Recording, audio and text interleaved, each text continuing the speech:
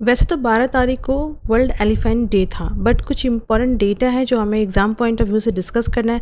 देखिए, दुनिया में जितने भी एलिफेंट पाया जाते हैं उसका 60% अकेले भारत में पाया जाता है। वाइल्ड एशियन एलिफेंट की जो पॉपुलेशन है भारत में अकेले 60% है। और आपको पता है एलिफेंट्स एक की स्टोन स्पेसिस है। की स्टोन स्पेसिस क्या होते हैं? की स्टोन स्पेसिस वो होते हैं जिनकी जो संख्या होती है वो बहुत ज़्यादा होती है और वो इन्वायरमेंट को डायरेक्ट, इनडायरेक्ट, पार्शियली, फुली सभी तरीके से प्रभावित करते हैं। अगर किसी भी तरह का बैलेंस बिगड़ता है उनके पॉपुलेशन में या उनके किसी भी तरह का जो रेसिडेंशियल है उसमें अगर कोई बदलाव आता है तो वो पूरे इकोलॉजी सिस्टम को प्रभावित करने की क्षमता रखते हैं। वैसे जो स्पेसिस होते हैं उनको कीस्टोन स्पेसिस कहते हैं। तो एलिफेंट हमारा वही है। पॉपुलेशन काफ़ी अधिक है और जो एलिफेंट भारत के अंदर है उनको बचाने के लिए प्रोजेक्ट एलिफेंट भी भारत सरकार के द्वारा लॉन्च किया गया था। लेकिन सबसे इम्पोर्टेंट चीज़ ये है कि जो एलिफेंट्स है उनका जो कैलकुलेशन है, उनकी संख्या कितनी है उसे काउंट करने के लिए, पॉपुलेशन को काउंट करने के लिए भारत में SAIEE एक इनिशिएटिव लॉन्च किया गया था जो कि एकदम से साइंटिफिक ड्रिवन कैलकुलेशन सिस्टम है। इसका नाम था synchronous all India population estimation of elephants. 2021 से 25 तक भारत में 22,446 एलिफेंट्स की संख्या जो है वो काउंट की गई इसी मेथड से। और आपको बता दें 33 एलिफेंट रिजर्व्स हमारे देश के अंदर है। 150 जो है एलिफेंट के लिए आइडेंटिफाई कॉरिडोर बनाए गए हैं। थोड़ी सी हम बात कर लेते हैं मैपिंग के थ्रू। देखो, नॉर्थ ईस्ट वाला जो एरिया है वहाँ पे 48 जो एरिया है वो एलिफेंट को डेडिकेटेड है, मतलब एलिफेंट से संबंधित या तो कॉरिडोर है या फिर जो है रिजर्व एरिया है। नॉर्थ में जो है 18 है। उसी तरह से इस सेंट्रल में भी 52 संख्या है और साउथ में भी 32 ऐसे प्लेसेस हैं जो या तो एलिफेंट कॉरिडोर है या तो उनके लिए रिजर्व एरिया है। चलिए बात कर लेते कुछ MCQ की, जो हमने डिस्कस किया पहले भी हमने आपसे परसों से, यानी कल भी और परसों भी डिस्कस किया था कि जो श्री रामनाथ कोविंद है, जो हमारे प्रेसिडेंट है, फॉर्मर प्रेसिडेंट, पूर्व राष्ट्रपति भारत के, उनकी संख्या अगर हम बात करें तो 14 नंबर के राष्ट्रपति वो थे। अभी जो राष्ट्रपति श्रीमती द्रौपदी मुर्मू है वो 15 नंबर की राष्ट्रपति भारत में है। तो 14 नंबर के राष्ट्रपति हमारे श्री रामनाथ कोविंद जी के द्वारा जो उनकी बुक लिखी गई है, जो उनकी आत्मकथा है, उसका विमोचन जो है वो किया गया। और इस बुक का नाम था Trump of Indian Republic, my life my struggle. ठीक है, तो ये इंपॉर्टेंट है, नाम आपको याद ही रखना है। नेक्स्ट क्वेश्चन है, one hub one standard initiative is associated with standardization of which of the following. तो देखो, इंपॉर्टेंट चीज़ थोड़ी सी बता दूँ आपको। एक्चुअली में इंडियन फार्माकोपिया कमीशन, राइट, ये पहले हुआ करती थी ब्रिटिश फार्माकोपिया कमीशन, बाद में इसका नाम इंडियन फार्माकोपिया कमीशन रखा गया। और देखो, वैसे तो ये मिनिस्ट्री जो हमारी हेल्थ मिनिस्ट्री है, ठीक है, उसके अंदर आती है, ऑटोनमस बॉडी है ये। और इनके द्वारा जो है इशू किया जाता है, एक पब्लिकेशन इशू किया जाता है। 1955 से इनका फर्स्ट पब्लिकेशन इशू हुआ और उसी तरह से ये जो अभी इशू हुआ है पब्लिकेशन, ये 10वें नंबर का है और 9वें नंबर का जो है वो 2022 में हुआ था और 2026 में ये 10वें नंबर का है। तो इस फार्माकोपिया कमीशन के द्वारा जो मेडिसिन क्षेत्र है हमारे, ठीक है, उसमें जो हेमोपैथी है या अन्य जो जड़ी बूटी वाली मेडिसिन है, उनका किस तरीके का उनका स्टैंडर्ड है, किस तरीके का कार्य है, क्या उनकी उपलब्धियाँ हैं, इन सब चीज़ों का वो एक तरह से समावेशन होता है। ठीक है, तो हमें ये देखना है कि ये जो है वो किससे संबंधित है। आंसर क्या है? मेडिसिनल हर्ब से संबंधित है ना। तो औषधि और जो जड़ी बूटियाँ होती हैं उनसे संबंधित ये है। नेक्स्ट बात करते हैं, भारतीय व्यापार महोत्सव का इनॉग्रेशन किया गया, किसके द्वारा किया गया? तो ये भी याद रखना है, ये जो हमारे commerce and industry minister Piyush Goyal हैं, उनके द्वारा किया गया। कहाँ किया गया? दिल्ली के भारत मंडपम में। अब नेक्स्ट बात करते हैं, according to the commerce minister Piyush Goyal, Bharat का जो विज़न है, इकोनॉमिक विज़न है 2047 का, वो क्या है? तो देखो, भारत का जो इकोनॉमिक विज़न 2047 का है वो है 30 ट्रिलियन इकोनॉमी। आज के डेट में अमेरिका जो है 30-35 ट्रिलियन की इकोनॉमी है, राइट। तो अभी देखो, भारत का ये लक्ष्य है कि 2047 में भारत 30 ट्रिलियन इकोनॉमी होगा। राइट नाउ भारत का सिचुएशन क्या है? 4 ट्रिलियन इकोनॉमी है भारत, ठीक है। तो विश्व में हम 5वें नंबर पे आते हैं। एक बार बीच में 4 नंबर पे भी चले गए थे, लेकिन वो एक सडन जंप था। तो लगभग हम जो है 5वें नंबर का पोजीशन सिक्योर करके रखे हुए हैं और 2030 में हमें जो है वो 2047 में हमें 30 ट्रिलियन इकोनॉमी बनना है। नेक्स्ट है कॉमनवेल्थ फेंसिंग जो चैम्पियनशिप लागोस नाइजीरिया में हो रहा है, वहाँ पे भारत की जो प्लेयर्स हैं उन्होंने मेडल जीते थे 17। ये हमने आपसे कल डिस्कस किया था कि अंडर 23 में भारत ने 17 मेडल जीते हैं, जिसमें 4 गोल्ड था, 9 ब्रॉन्ज था और बाद बाकी जो है 4 सिल्वर था। ये तो हमने डिस्कस किया हुआ है कल, यानी कि 12 तारीख को। पर आज हम डिस्कस कर रहे हैं कि ये कौन से डिसिप्लिन में ये गेम्स भारत के प्लेयर्स ने खेला। तो याद रखना है आपको, सार्बे, फॉइल और ईपी ये डिसिप्लिन है, मतलब ये कैटेगरी है, शॉर्ट ऑफ कह सकते हैं, या गेम का एक स्टाइल है जिसमें ये 3 गेम के स्टाइल्स में भारत के प्लेयर्स ने जो फेंसिंग कॉमनवेल्थ गेम है वहाँ पे पार्टिसिपेट किया। और ये जो है 6 इंडिविजुअल्स 6 का जो है एक ग्रुप है जो वे तीनों डिसिप्लिन में प्ले किया है। अंतर्राष्ट्रीय युवा दिवस पर लोकसभा के अध्यक्ष जो, अच्छा देखो बता दूं मैं आपको, जैसे 12 अगस्त was the elephant day, international elephant day था, उसी तरह से हम देखेंगे कि 12 अगस्त को ही इंटरनेशनल लेवल पे जो है वो यूथ डे था, है ना। तो यूथ डे 12 अगस्त था इंटरनेशनल लेवल का। वैसे इंडिया का नेशनल यूथ डे कब होता है, तो याद रखना है आपको 12 जनवरी, राइट। तो देखो वैसे तो हमें अभी बात करनी है यूथ डे इंटरनेशनल की। तो हमारे जो ओम बिरला जी हैं, यानी कि जो हमारे लोकसभा के अध्यक्ष हैं, उनके द्वारा ये बताया गया कि जो dream of youth are the foundation of India's tomorrow, ठीक है। इस बात को महत्वपूर्ण बनाता है क्योंकि अभी जो रिसेंट में जो आंदोलन हुए जंतर मंतर पे, राइट, तो वो कहीं ना कहीं जो है इन सब चीज़ों से लिंक होता हुआ, और गवर्नमेंट भी इस पर बहुत फोकस्ड है।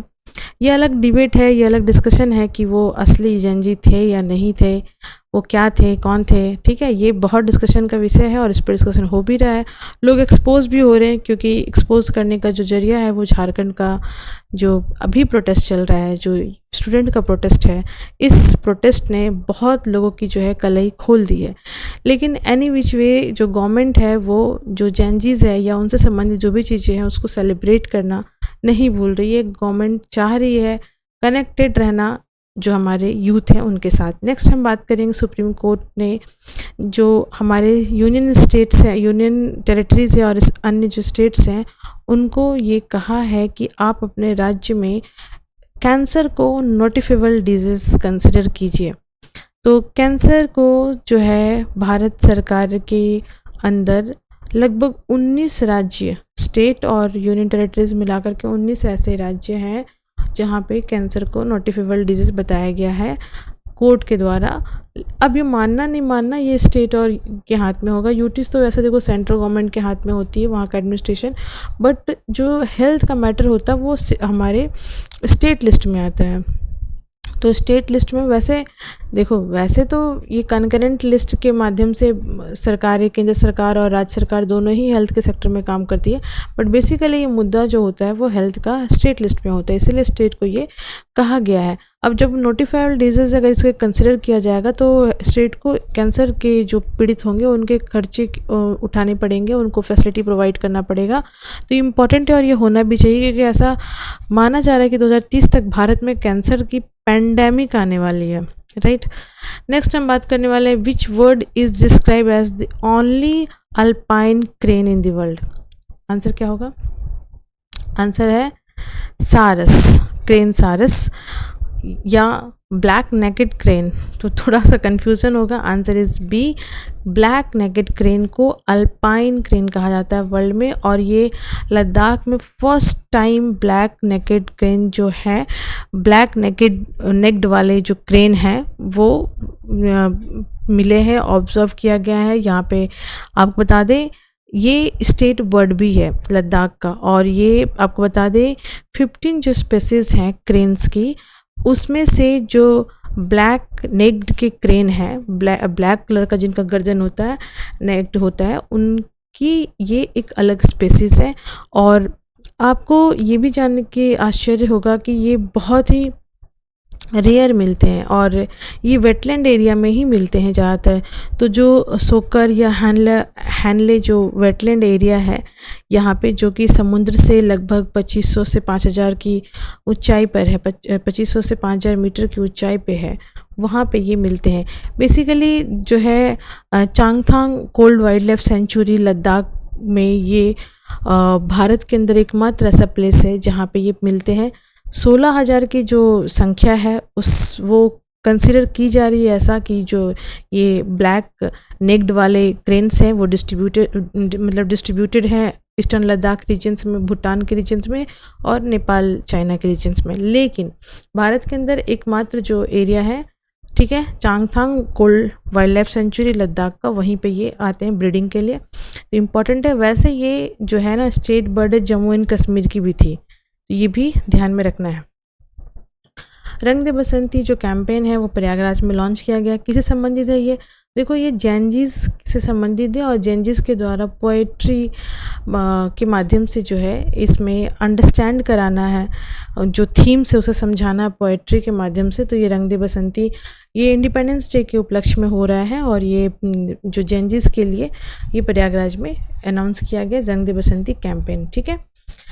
नेक्स्ट है काकी काड़ा वायुवली परंपरा किससे संबंधित है, किस प्रकार संबंधित है? देखो आंसर है ये एक्चुअली में जो पूर्वज होते हैं, है ना, हिंदुज़म में पूर्वज जो होते हैं उनको अपने एंसेस्टर को प्रे किया जाता है, उनसे मतलब क्या बोल सकते हैं, आशीर्वाद ग्रहण किया जाता है, ठीक है। तो ये हमारे यहाँ प्रथा चली आ रही है। आप हिंदुस्तान के किसी भी कल्चर में, किसी भी कम्युनिटी में जाएंगे जो हिंदुज़म से में बिलीव रखती हैं, तो उनमें कहीं ना कहीं अलग अलग नाम से ये प्रथा है, चली आ रही है। और जो न्यू मून डे होता है, यानी new moon day Malayalam calendar के हिसाब से, यानी कि अमावस्या का दिन जो होता है, उस समय ये प्रथा जो है वो नदी में पूजा उपासना करके की जाती है। तो ये इम्पॉर्टेंट है, केरलम से है। वैसे आपको ये भी याद रखना है कि अब जो है वो केरला का नाम केरलम हो चुका है, पार्लियामेंट में बिल पास हो चुका है।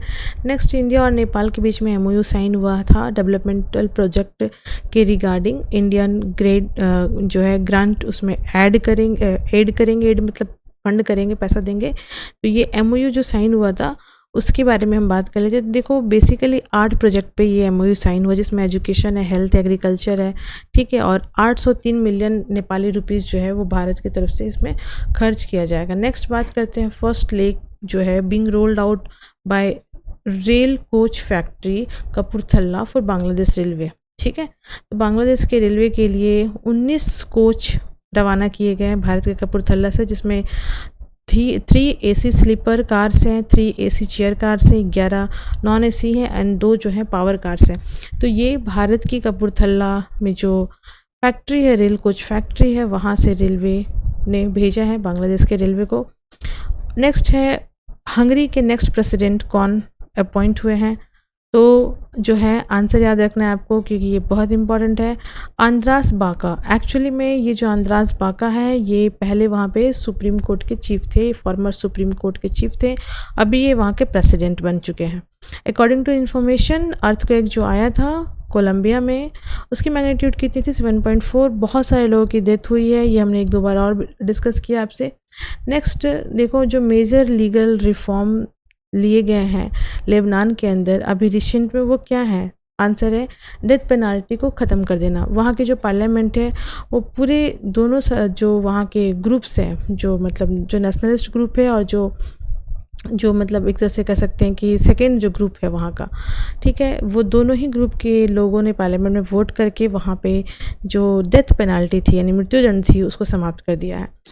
नेक्स्ट है मसावा के बारे में। इंडिया और इज़राइल की डेवलपमेंट पार्टनरशिप जो है एसोसिएट की जा रही है किस बोर्ड के अंदर? तो आंसर याद रखना है, ये डेवलपमेंट कोऑपरेशन मसावा के अंदर किया जा रहा है। मसावा एक जो है इंटरनेशनली डेवलपमेंट कोऑपरेशन एजेंसी या प्लेटफॉर्म बोल सकते हैं इंडिया और इज़राइल के बीच में। इसी पे डिस्कशन चल रहा है, इसी माध्यम से डिस्कशन चल रहा है कोऑपरेशन करने का डिफरेंट सेक्टर में। ये है होमवर्क क्वेश्चन जिसका आंसर आपको करना है कमेंट में, मैंने आपको बताया था। वैसे आपको इसका आंसर बताना है 2026 का डायरेक्ट मेडल जो है वो भारत के किस साइंटिस्ट को मिला है? तो आंसर आपको बताना है कमेंट में। ये था करंट अफेयर डिस्कशन जो हमने डिस्कस किया with the help of MCQ। Thank you, thanks for watching.